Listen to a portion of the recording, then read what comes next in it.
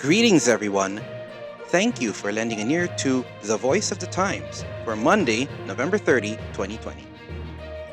For today's editorial, AstraZeneca COVID vaccine still needs Philippine regulatory approval before it can be used. The Department of Health has moved quickly to douse public concern and skepticism about the signing on November 27 of a tripartite agreement involving the private sector, AstraZeneca, and the Philippine government for the purchase of the AstraZeneca COVID-19 vaccine, or AZD1222, for distribution in the country in the middle of next year.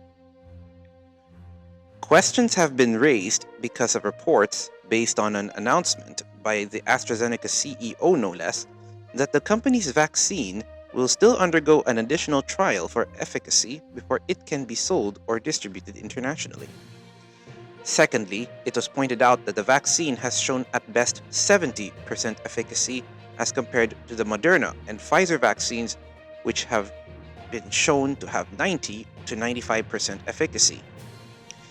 Speaking through Undersecretary Maria Rosario Vergere, the Health Department said the AstraZeneca vaccine must secure approval from Philippine health authorities before it can be used and distributed in the country. Vergere stressed that all vaccines have to pass through the regulatory process of our health authorities before these can be used to inoculate anyone. She explained that what the private sector has done with the tripartite agreement was simply an advance commitment to purchase to ensure allocation of the vaccine for the country. She said, should the AstraZeneca vaccine fail the regulatory process by the joint panel composed of the DOH, the Department of Science and Technology, and the Food and Drug Administration, it would not be distributed in the country. She also used the opportunity to remind the private sector that all medical technologies that will enter the country, either through government or private sector partnerships, must pass regulatory approvals first before the private sector can acquire them for either sale or distribution. There is regulatory oversight process in our government. The government has regulatory oversight. We will not allow any medical product in the market if there is no FDA approval, as we cannot assure if it is safe or effective, Vergere said. It appears that much of the hype over the tripartite agreement is mainly the doing of the private sector. The private sector will foot the 600 million peso bill for acquisition of 2.6 million doses of the potential AZD1222 vaccine, and it will donate half of that to the government. The vaccine is expected to be delivered in the middle of next year and would cover the inoculation of about 1.5 million people. The private sector is putting its money down to be part of the first batch of the vaccines delivered next year. The private sector believes that it is worth the risk, and the sooner we are able to deploy the vaccines with this cost, even with the risk of losing the 50%, we believe that the loss to the economy would be much greater, business leader Jose Maria Concepcion III said during the ceremonial signing. He said the concerns have been reported in the media regarding the 70% efficacy of the AstraZeneca vaccine on 2 full doses and a 90% efficacy on 1.5 doses were still acceptable.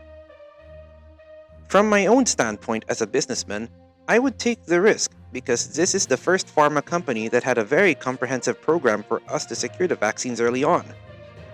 It is worth the risk to bet on these vaccines. I believe that Astra and Oxford are a very reliable group, and I think they will come through in the end. Still, we cannot refrain from pointing out that the AstraZeneca vaccine is still in trial and must still prove its effectiveness. The vaccine still has to see the light of day.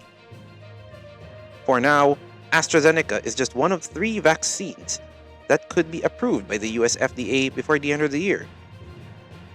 Pfizer and Moderna have already applied to US regulators for emergency approval. Many are praying for AstraZeneca to succeed because its vaccine is easier to store and the company is selling it at a cost during the pandemic, which means many low and middle income countries can benefit from it. We join in hoping for its success. And that's the editorial for Monday, November 30, 2020.